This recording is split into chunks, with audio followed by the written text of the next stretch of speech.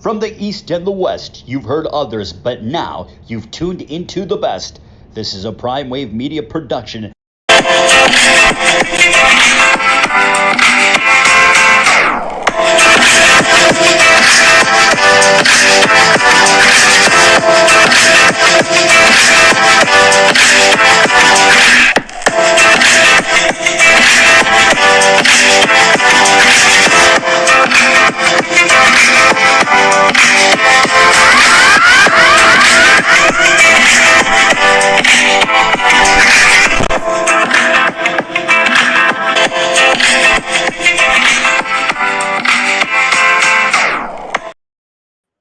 What's up, world? It's the one and only Pop DVICD Primetime Capper. I'm feeling good. I'm feeling great. And it is time for the premier sports betting show, the Primetime Angles. Man, I know I'm getting started a little late today, but we had NFL Bet Exchange back today as well, too. So we're going to get into this show fairly quickly. We ain't going to be doing too much time goofing off and everything like that. So quarterback DeShaun Watson to start preseason home opener for Browns. What to expect and how long will he be in the game? Well, from what I'm seeing, I think that you'll probably have him in the game for 2 possessions. I wouldn't say one. You got to get more than one in. I think that he'll probably play the whole first quarter. Let's just have it at that right there. And I honestly think that he's going to do pretty good.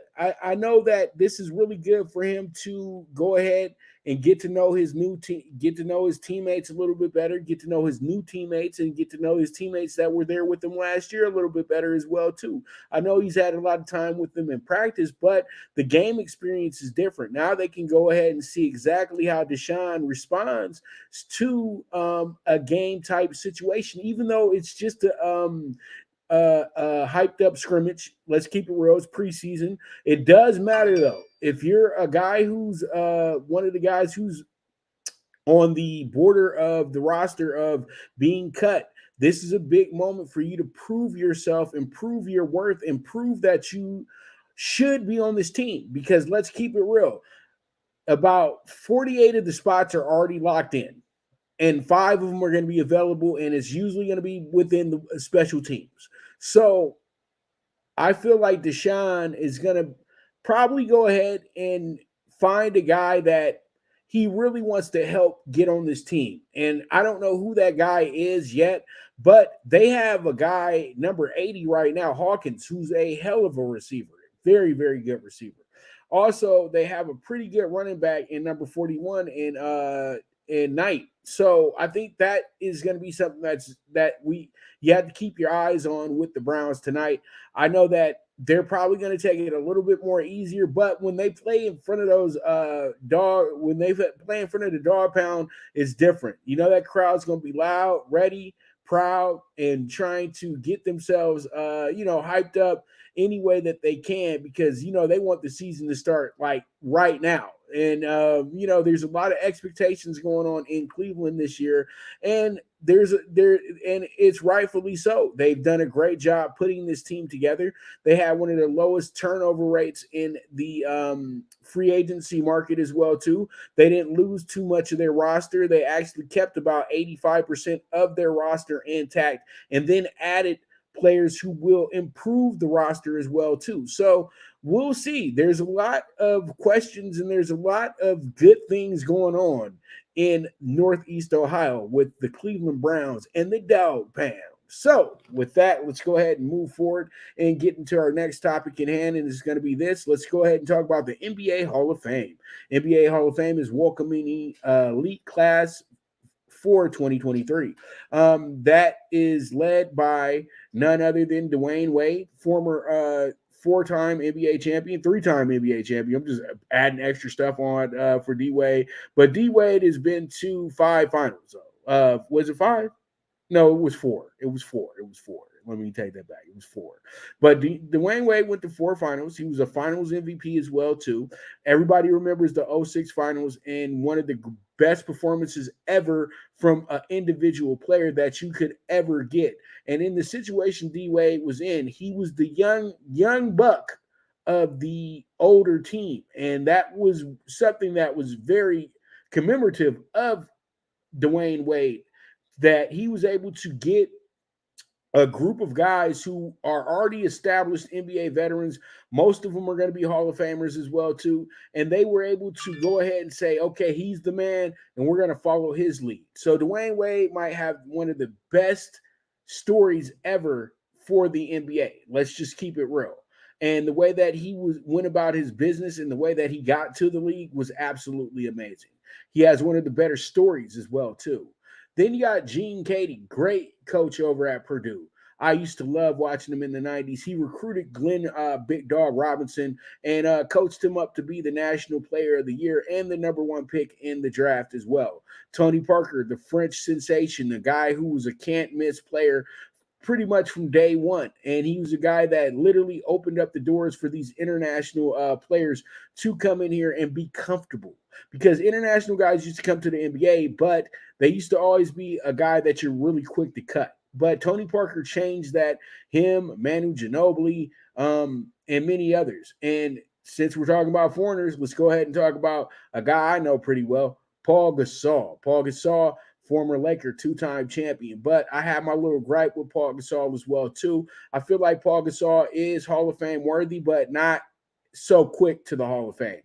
But he's literally getting in because he was an international player. He came from Spain, and he was one of the first real dominant international players. He also was able to play with Kobe Bryant. That's really helping out Gasol a lot in his NBA life. I always feel that the Memphis Grizzlies don't get enough credit for developing Paul Gasol and getting Paul Gasol to be a dominant player that he did, because they were such a bad team. He had no choice. And his best days were in Memphis, but they don't highlight anything with the Memphis Grizzlies, and that's kind of sad. So all in all, he's going to be the first Memphis Grizzly to go into the Hall of Fame. You know, I know he was a Laker. I know he was with the Bulls. I know he's with the Spurs, but he's very significant to the Memphis Grizzlies as their first true Hall of Famer. And I know that's something that he's very happy and very proud about. But he's also very proud that he's going in as a Laker. He's going to be another Laker that's in the group. What, like the 50th? So that's amazing in itself as well, too. And he enters with the Chicago Bulls room of Hall of Famers as well, too, just like Dwayne Wade. So that's something that you can really tip your hat to. Also, you know, we have Greg Popovich, one of the best coaches of all time. He's going into the Hall of Fame as he's still an active coach in the NBA. And, you know, we know that it's the end of days with Pop, but all in all, Pop has done a great job in being a great ambassador to the NBA and being a great leader of men. That's something that's very commendable for him as well, too. Then you have Becky Hammon, his loyal assistant, who now coaches the Las Vegas Aces, the defending WNBA champions. Also, she was a player for the New York Liberty and the San Antonio Shooting Stars. She was considered to be one of the greatest point guards ever in WNBA history, top 3 at least. And she was such a gamer, such a steady player, and one of the smartest players to ever play the game. This has transitioned to her being one of the more successful head coaches in all of basketball, with men and with women. She's accomplished so much. And once again, she's going into the Hall of Fame as somebody who's very deserving of going to the Hall of Fame. So much props to Becky Hammon as well, too. It looks like the first team USA for the women is going in as well, too. They were a pioneering group. And you know what? They have set the standard now for basketball with women all across the world. We all know that America's de facto #1, and these women are so dominant that you can't even see them losing for another 40 years. That's how good they've been at the game of basketball. And it started all with those ladies right there. Then you got Jimmy V. Rest in peace. Jimmy V is a guy that they're putting in because we know that Jimmy V was such an important entity to the game. He didn't get to do as much as you wanted him to do, but he still did enough. And he did everything that you had to do to be here. So much props to Jimmy V. We all know the Jimmy V story. We know what the ESPYs is all about. It's all about, you know, the Jimmy V Foundation. And then I'm going to end it here with Dirk Nowitzki. Dirk Nowitzki was the guy that literally showed everybody that foreigners could stick in the NBA, that they can survive in the NBA. And the closest thing to Larry Bird was Dirk Nowitzki. Dirk Nowitzki probably had one of the more significant 20-year careers out of anybody that's ever played the game of basketball.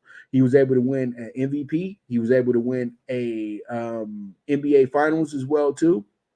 Also, he was a top scorer in the league for years, one of the top scorers, not the top scorer, but a top scorer in the league for years. And also, he was one of the guys that really stayed very consistent, literally 90% of his career. And he was always a consummate team player. He never thought about leaving Dallas ever. And this is pretty much a guy that is the epitome of you started from the bottom, now you're here. Because Dirk Nowitzki was really seen as a guy, as another Euro guy who was going to be a flash by night and be done by a year or two. It didn't work out like that because he refused to be mediocre. He wanted to be great. And that's something that is very commendable, and that's something that you do clap for. So with that, congratulations to everybody that's going into the Hall of Fame. I know I didn't mention everybody who's in this picture, but still, you guys are going to the Hall of Fame. Big moment happening for everybody that's in this picture right here, in this picture. And much power to you. And you know what? It's going to be a great weekend for all of these individuals and their family and friends as well. So let's go ahead and move forward to our next topic, and that's going to be this. Let's go ahead and talk about AJ. We're going to the boxing world. AJ looking to send a message in tune-up versus Helenius. Now, you know that Robert Helenius just fought last week, and I talked about that on the show the other day when they announced the fight. But, you know, Anthony Joshua seems very frustrated. He seems like he wants to really go ahead and send a message. He was very, colorful in the weigh-in today. He was very talkative, and he wasn't talking any pleasantries. He was talking about the hurt business, and he really wants to put a beating on Robert Helenius. And I know that he probably knows he can't top what Deontay Wilder did. When Deontay Wilder went ahead, and we all know what Deontay did. Deontay went ahead and sparked him pretty good, and it only took one punch to end the fight. So literally with that, that's the confidence that AJ has, that this could be a short night for him. You know what I mean? And pretty much that's what we're all looking at as well too, is that this could be a short night for AJ if everything goes the way that he wants it to go. And pretty much you see that you have a very, very fun fight ahead of us. You know what I mean? And I think that this is good. This is a fight that Anthony Joshua needs, as I keep saying. I've been watching a lot of the great heavyweights of the 70s, 80s, and 90s, and especially the 90s. And it seemed like you looked up and Riddick Bowe was fighting every elite heavyweight from the 80s. Same thing goes for Lennox Lewis. They were using these guys to put on highlight reels, but they had names. Robert Helenius is kind of like the same thing. He had a big win against Kawanaki on Fox, of all places. So he has a little bit of status in the boxing world. He also was a sparring partner for Deontay Wilder. So he's very known, and he's taken very seriously in the heavyweight ranks. He hasn't been a champion, but he's a good contender. So these type of guys do help you have the type of big nights that fans cherish. And I think that Anthony Joshua needs a monster knockout. He hasn't had a knockout in his last 4 fights, and it means that he's long overdue for one. So if he's able to get right where he wants to be and can deliver one of those highlight reel knockouts, it's going to set up a whole lot of hype for the impending Wilder fight. So there's a lot of things that can go down this weekend that can go in AJ's favor. I know people want everybody to fight the best of the best every single time they step into the ring, but it's just not possible. And right now, Anthony Joshua is in a renovation of his career. So he takes on a guy like Franklin, who was seen as a formidable opponent, but beatable. Now he takes on a guy like Helenius, who's ready-made for the highlight reel knockout. It's that simple. That's what they're going. That's what they want to do here. That's where they're going.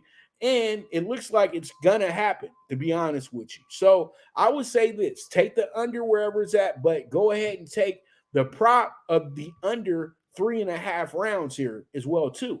I think the fight's over in 2 rounds, to be honest with you. And I hate to talk like this, but I feel like we have a very focused and determined AJ. And I would think that after watching what happened to Spence, you're going to make sure that you do everything possible to not let that happen to you. And we know that Derrick James is a very good trainer, great trainer. And I think that him and Anthony Joshua probably bonded very much so the last few weeks.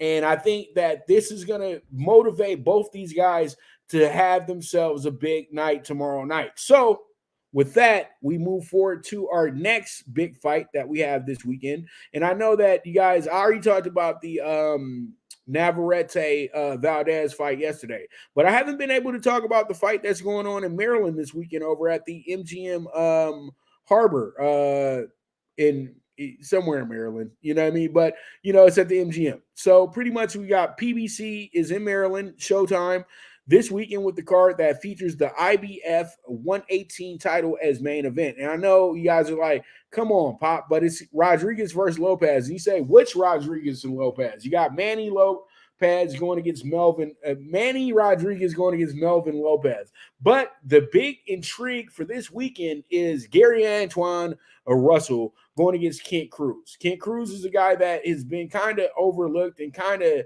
not, a guy that they kind of have set up as an opponent, but he's still dangerous. They're not going to put you on Showtime if you're not dangerous. You know what I mean?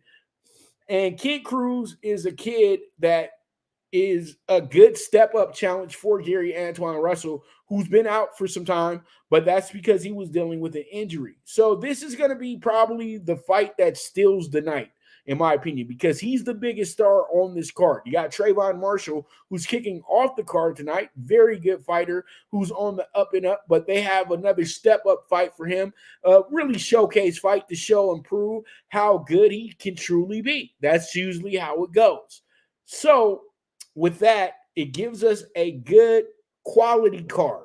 You know what I mean? It doesn't give us a card that makes us want to run to watch the fights on Showtime, but it does give us the quality that you need. It has the up-and-coming stars on it, and then it has a championship fight to be the bonus of it. In most occasions, Rodriguez-Lopez would probably be on a pay-per-view as the first fight of the night or the second fight of the night, or possibly a co-main event to another title fight on Showtime. But you have to use the dates that are available. And these are the dates that are available, and this is the right type of fight to be the main event. These smaller weights always are going to be in smaller venues, and they're always going to be fights that are going to be on the regular portion of it. They're never going to be a pay-per-view fight.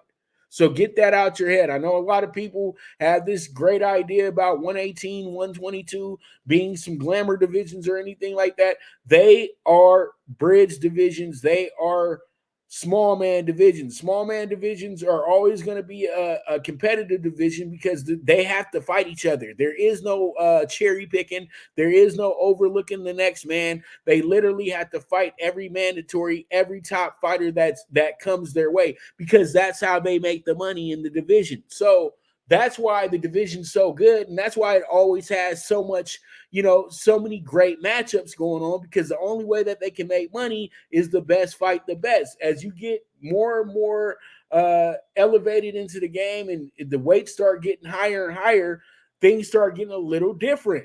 You know what I mean? So pretty much the way I see it is this winds up being a monster main event, in a sense, for the boxing fanatics who love to watch anything, any division. It's a championship fight, so that's what makes it very important. It's a championship fight. Rodriguez is ready to go ahead and prove himself as a world-class fighter. Same thing goes for Melvin Lopez. You know that it's a vacant title. So both these guys are going to put in the absolute work that you need to put in to try to get this win. So with that, I feel like Rodriguez is going to edge out Lopez here in a very, very close fight. But I'm going to make sure that I got this fight going. There's a lot of fights going on Saturday night, so it's going to be hard to choose between the two. But I think that I wind up watching this fight regardless, and we'll go from there pretty much. So with that, let's go ahead and take our first commercial break. And when I get back, we're going to go ahead and jump into some baseball. So you guys stay tuned. This is the premier sports betting show, the Primetime Angles with the one and only Pop DiBiase, the Primetime Capper.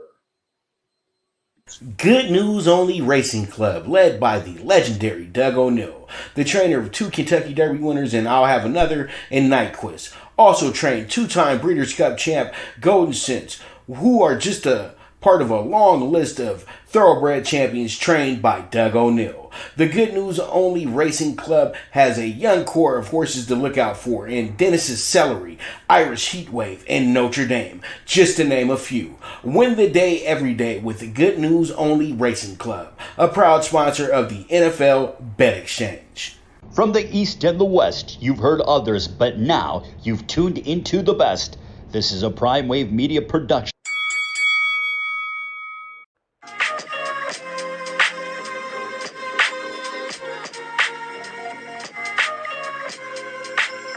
Tune into Big Wave Boxing every week with a brand new guest with the one and only Pop DiBiase, the Primetime Capper, getting the best boxing stories, best boxing angles, and the truth when it all comes down to the sweet science.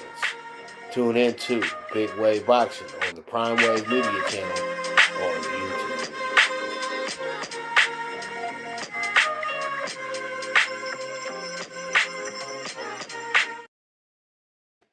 All right, here we are. Let's go ahead and jump into it. Blue Crew Daily. The Dodgers are moving and moving and moving some more. This team is very driven right now. They are ready to take over the National League. You know what I mean? The Dodgers are moving, but the Dodgers are used to this. The Dodgers have been doing this. The Dodgers are going to Dodger, as I always like to say. And pretty much the Dodgers come back to a 2-1 win over the Rockies. Come back 2-1 win over the Rockies to win their 5th in a row and their 9th in the last 10 games. So the Dodgers have been very, very, very good lately. And they've been doing this. You know, the Dodgers lose 4 out of 6. They come right back and win 9 out of 10. That's been their season. It's that simple. The Dodgers, every time the Dodgers get a little bit of some discretion, a little bit of some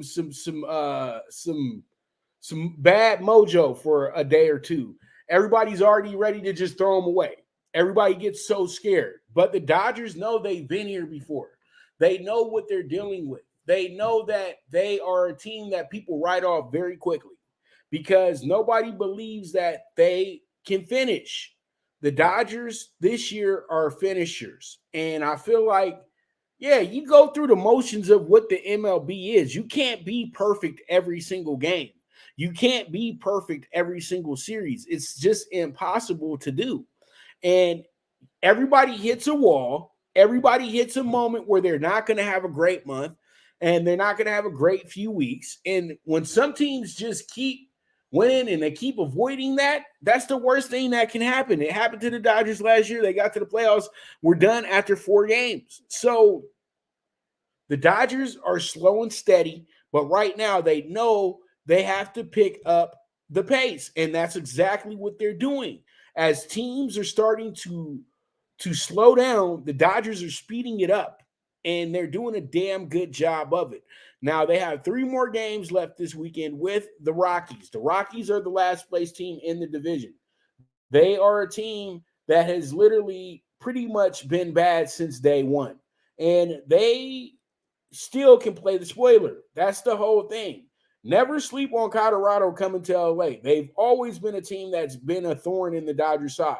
But for the Dodgers tonight, they got Lance Lynn on the mound, who has 157 strikeouts on the year, and he struck out 6 in San Diego last weekend, only giving up a run, and he struck out 7 in his debut against Oakland. He gave up 3 that day. But the thing about it is, with a guy like Lance Lynn, you know that he's going to give up some runs because he's a strikeout pitcher. But he has a team that's going to score behind him, something that he wasn't getting in Chicago. So this is one of their better pitchers on the mound tonight. So this should be a lot of fun. Austin Gomber is always a guy that gives the Dodgers fits, and he's been a good pitcher in his last 2 games as well, too. Striking out 9, only giving up 3 runs in total in those last 2 games, and only walking 2 batters. So that's something that you look at and you say to yourself, okay, this is something that says that he's not going to come in here being lackadaisical. He's been good in his last 3 games. He's been absolutely tremendous. And that's something that you have to look at. People have to stop looking at ERAs and records sometimes and look at what guys have done in their last 5 games or their last 3 games, something like that, because pitchers get hot too, but they're not going to highlight that because you don't know sometimes what pitcher you're going to be getting. But the Dodgers, all in all, this is a series that the Dodgers can split and they'll still be good. It doesn't really matter what happens. But the Dodgers are looking to keep adding on to the wins. And they know that easy prey is right amongst them with the Colorado Rockies. So this team is sitting 6.5 games ahead of the Giants right now and 11.5 games ahead of the Diamondbacks. So the Dodgers are in what I would say right now, they're not in cruise control, but they are in control. You get what I'm saying? So with that, let's go ahead and move forward to our next topic in hand, and that's going to be the MLB Friday Night. We got ourselves some really good games and good series going on this weekend. We have, like, from what I'm seeing here, the best series of the weekend that we have here, we got Yankees, Marlins, very important for both these teams moving forward. Guardians, Rays is a very important series. Twins and Phillies is a very important series as well, too. Phillies trying to keep themselves right where they need to be, and the Twins are trying to keep themselves ahead of the Guardians as well, too. Cubs, Blue Jays is very significant as well, too, as the Cubs try to make this move into taking over the NL Central lead. So, you know, this is a very important weekend for them. And the Blue Jays are trying to keep themselves right there in the race right now to try to steal the AL East as well, too, and to get that final playoff spot as well. Then you have the Braves and the Mets. This is kind of an under-the-radar one right here, but the Mets could be a little fun and try to get themselves a good win this weekend. Also, Angels, Astros, very important. This is kind of like the Angels season right here. The Angels have to somewhat win this series for them to continue, in my opinion. Then you have the Orioles and the Mariners, which is another really good series going on this weekend, which is very important to a team like the Mariners who are trying to put themselves in position to snatch that final spot. Now, I told everybody they were going to be a second-half team, and that's exactly what they are right now. And then we wrap it up with the Rangers and the Giants this weekend. This is a really, really good interleague series. And both these teams are really at the brink of, the Giants are chasing the Dodgers and the Rangers are trying to hold off the Astros. So it's a very good series because it can go either way, but it's going to be tough on both sides. So I look forward to it. And let's go ahead and talk about the first game tonight that I feel like is one of our better games tonight, and that's going to be the Guardians and the Rays. The Guardians coming to this game 56-60, Rays 69-48. As I keep telling you guys, this team is 56-48 since going 13-0. So just know that this team has became pretty middling since that point. And I know a lot of people were very high on them, but once again, this team was not the way that you wanted them to be, in my opinion. You know what I mean? They were a team, they're good, but they're still the Devil Rays. And they still have, issues. They don't have like rock star superstars. They got really good players that they've developed. That's what they have. And pretty much, I'm looking at it right now. They have a very important weekend. They are now 3 games behind the Baltimore Orioles, okay? They have to start getting themselves back into the mix. You know what I mean? They're only 4 games ahead of Toronto. So this is a very important weekend because they can't really fall off. And right now, the Guardians are in trouble. The Guardians have lost their last 7 out of 10 games. They're 3.5 games back. Last week, they were only a half a game back to Minnesota. Now they're 3.5 games back, and it's climbing by the day because Minnesota is actually playing really good baseball at this point. Minnesota had won 6 out of 7. They just lost their last 3 in a row, but still, they're still up 3.5 games. And that's something that you do have to look at. So when I break down this one and I look at exactly how this one should play out from what I'm seeing here, I do have this one going in favor of the over for the Guardians and Rays because I feel like both these pitchers are going to get hit on today. And it's going to come down to who wants it more in the end. And I think that we're going to get the over 8.5 here. So let's see how it goes. Let's see how it shakes out. We move forward from there. Let's go ahead and get into our next game, which is going to be a interleague game. This is going to be between the Twins and the Phillies. And as I said before, one of the more important games of the weekend. As you can see, you have Minnesota, as I said before, 3.5 games ahead of Cleveland. They have to make sure that they win at least a game because they just lost the last 3 in a row. And they don't want their confidence to start waning at all, or they don't want to get too comfortable because you know how the Indians get when they get their backs put up against the wall. You have Milwaukee, who's 62-54, up 2.5 over the Cubs and the Reds right now. Philly, second place, sitting there chilling. Now they're 4 games ahead of Miami after being about 6 games behind Miami. Now they've won their last 7 out of 10, but we know what the deal is with this team. They've won their last, 17 out of 22? So they have turned it on and they have became one of the hotter teams in all of baseball. So you got Philly, who's the number 1 wild card team now, and they still sit 8 games behind the leader of their division. So the Phillies are putting it together at the right time once again. And they probably do loom to be one of the more dangerous teams in all of the playoffs once we get to that point. But they're playing great baseball right now. The Twins are playing pretty good baseball besides those 3 straight losses to the Tigers. But the Tigers have had their number all season. I really feel like this pitching matchup is going to call for this game to go under tonight. That's how I'm feeling with this spot. Let's see how it goes. Let's see how it shakes out. We move forward from there. All right, let's go ahead and jump into the Mariners and the Orioles. This is probably the game of the day. And you have an Orioles team that's coming in here 71-44, best record in the American League. You have this Mariners team 62-52, and they've absolutely went absolutely ape-ish on everybody. This team has won their last they've won their last 9 out of 10, including their last 7 in a row. And that has been pretty good. They got a 7-1 record for the month. Now you got Baltimore coming in here this weekend. You did well. You swept San Diego, who's a team that was on the up and up trying to make it to the playoffs. You also won the series against the Red Sox as well, too, who's a team chasing the playoffs. But their biggest come up was sweeping the Angels 4 straight in Anaheim. So this team is serious. They're legit. And now they got Baltimore here. Then they hook up with Kansas City for another 4 games. And then they got Houston. Then they got the lowly White Sox. Then they got Kansas City. Then they got Oakland. This team has a month where they're only 6 of their games are games that are going to be difficult. The rest of these games, we look at the rest of their situation, the rest of the 13 games they have for the month, this team could actually damn near go 10-3 on that deal and lose all 6 of those and still be good for this month. But they're playing such good baseball, you don't see that happening. You really don't. So tonight, the way I see this one shaping up and shaking out, this is going to be a part of our late ticket. I like the Mariners tonight to win this game by 2 or more runs. Let's just keep it real. 1.5 plus 150 is looking really good.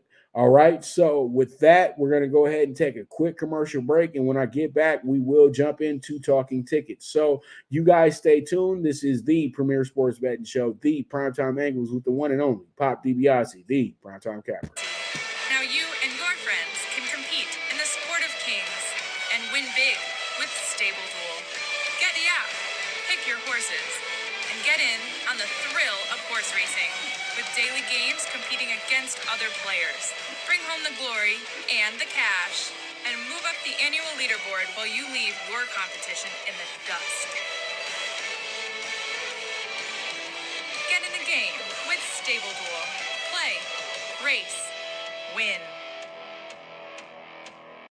Good News Only Racing Club, led by the legendary Doug O'Neill, the trainer of 2 Kentucky Derby winners and I'll Have Another and Night Quiz. Also trained 2-time Breeders' Cup champ Golden Sense, who are just a part of a long list of thoroughbred champions trained by Doug O'Neill. The Good News Only Racing Club has a young core of horses to look out for in Dennis's Celery, Irish Heatwave, and Notre Dame, just to name a few. Win the day every day with the Good News Only Racing Club, a proud sponsor of the NFL Bet Exchange.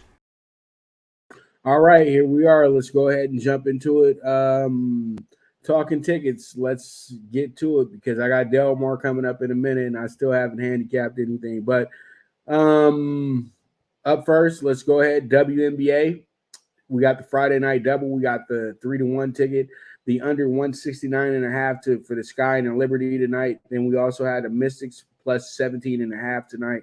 Also, we have ourselves in the next group. We got a NFL Friday night super high 53-1. We got the Dolphins plus 105. We got the Bucks plus 135. The Packers minus 3.5 tonight. We also have the minus 2.5 to the Giants. And then we have the Cards money line plus 215 tonight. This is going to be a 53-1 ticket. This is a big boy for the NFL. And you saw that I didn't do over-unders and things like that because it's just stupid to do over-unders in preseason because when you think the game's going to go under, it goes well over. When you think the game's going to go well over, it goes well under. So, I just go ahead and try to pick a winner or try to pick somebody who's going to cover, and we just go from there. But this is a pretty good-looking group, and we move from there. All right, so we have ourselves the MLB Series Bets, and let me go ahead and move this Talkin Tickets out the way real quick. We got the Yanks minus 105 on the road this weekend. We also have the Twins plus 150 on the road this weekend. We got the Nats at home minus 120. We also had the Pirates minus 110 there at home as well, too. Then we got the Cubs in their road series against the Blue Jays at plus 140. And then we wrap it up with the Red Sox in their series at home with the minus 175 against the Tigers. All right, so let's go ahead and move forward. Let's jump into the MLB bets for tonight. And up first, we got the 59-1 ticket. We got the over 8.5 with the Guardians and Rays, like I explained before. The Yankees will be our dog of the day with the plus 120. Also, we have the under 9 with the Twins and the Phillies today as well, too. We have the plus 1.5 minus 160 with the Cubs. And then we also have the Red Sox minus 1.5, Red Sox plus 145. And then we got the Cardinals minus 130, Cards, money lines, 59-1. We'll see how it goes. We'll see how it shakes out. We move forward from there. Now we have the MLB Late PK4, 16-1, the under 9 with the Padres and the D-backs, the 1.5 to the Mariners plus 150, the over 8.5 with the Rockies and the Dodgers, and the Rangers money line minus 110. And there it is. There it is. So that's going to be our tickets for today. I know it's a lot, and I hope you guys appreciate that as well, too. So with that, I want to thank you guys very much for tuning in all week. I know we had a long week. We had a lot of shows this week. We had a lot of shows today.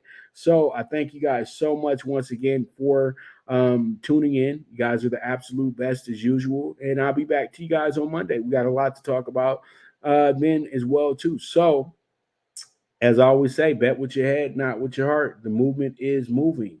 And this is the premier sports betting show, the Primetime Angles with the one and only Pop DiBiase, the Primetime Capper, and I'll be right back at you Monday. But for now, I am gone.